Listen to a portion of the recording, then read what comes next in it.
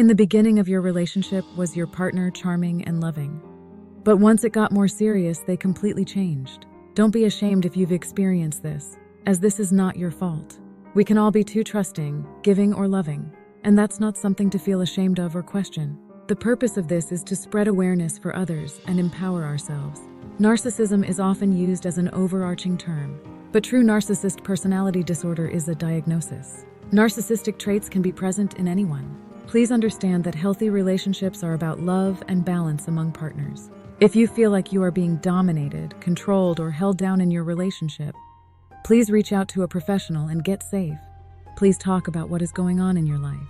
Clue 1, head over heels stage. The number one goal of a narcissist is control. This is through manipulation and dominance. At this stage, their aim is for you to fall in love with them fast.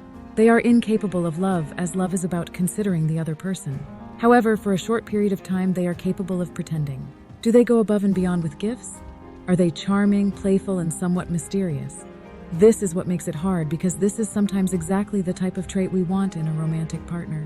In the beginning, they'll listen and they'll act like they care. At this stage, they often start planting seeds in your head to distance you from your friends and family. It's us versus the world. Or you've got me and I'm the only one you'll need. Or I never felt like this with one before. If you're inexperienced in love, this could also make you more vulnerable to narcissists. We've all grown up listening to those stories of love at first sight. So you say to yourself, so what, it's only been 3 weeks, but they get me and make me feel valued, loved, and respected.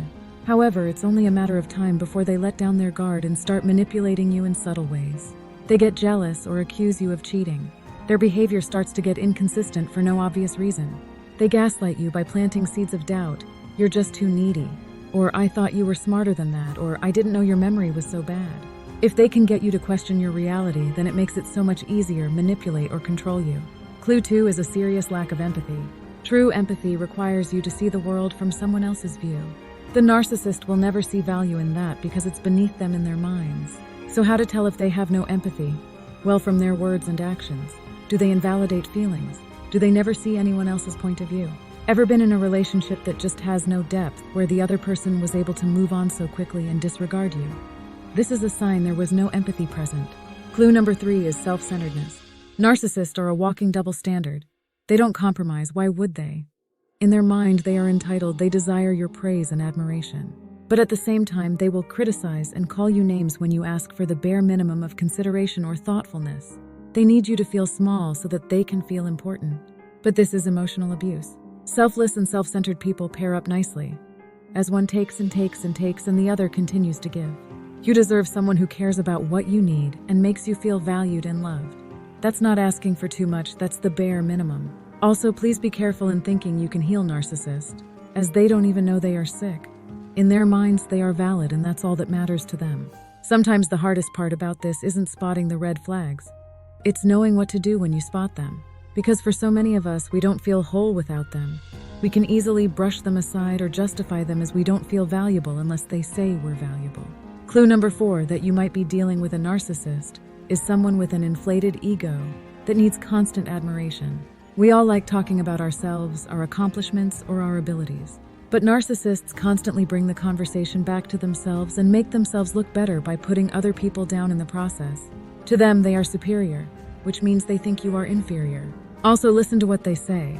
It is often a common sign that nothing is ever their fault. Ask them about previous relationships. They will say it ended because of the other person.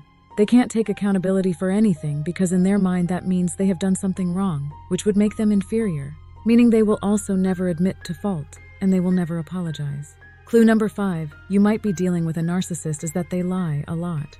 You might have even found proof they are lying, confronted them about it, and they said you're overreacting. When dealing with liars or cheating partners, understand you have to know where your standards are. If you don't set down standards, the other person will for you, and they won't be set very highly. This is hard and uncomfortable. You might have even found the courage to leave them, but they know how to pull you back in. They play on the insecurities, the ones you told them when you opened up in confidence to them. Say you were abandoned as a child, now they're saying you are abandoning them. They might even promise they can change, but they are a narcissist. They can't, and things may be different for a few days, but eventually, they will go back to what they were like before. You must refuse to be manipulated anymore. Clue 6 is in the way they communicate. Do they belittle you? call your names, look down their nose at you. This isn't love, this abuse. Narcissists want to control and manipulate you. They will bait you into a fight because they thrive on your reactivity. They'll even force you to apologize even when you haven't done anything wrong. By poking and prodding, calling you names, and exploiting your weaknesses, they want you to explode. Then they'll say, "Look how toxic you are," or "You call me the narcissist." They will then proceed to tell everyone about what you did, and they're not even lying. This even leads you into thinking you are the narcissist. But that's unfair. Of course you're not. Have you ever reacted this way with anyone else? No, of course you haven't. Another way to tell if you stop talking during an argument, a narcissist will continue to yell or argue because they aren't interested in a good faith conflict. They are only interested in getting a rise out of you so that it can be played against you. It's a sign of immaturity to continue to fight with someone who has no interest in validation or respect. Ask yourself, have they ever cared about your perspective? If they've ever asked one question about your needs and feelings instead of launching into defensiveness or rage? No? Then please remove yourself from these unsafe relationships when the opportunity presents itself. You are worthy of being treated with respect and kindness. A few things you can do is to take things slow and set boundaries. It's our insecurities that make us think we need to speed the relationship up.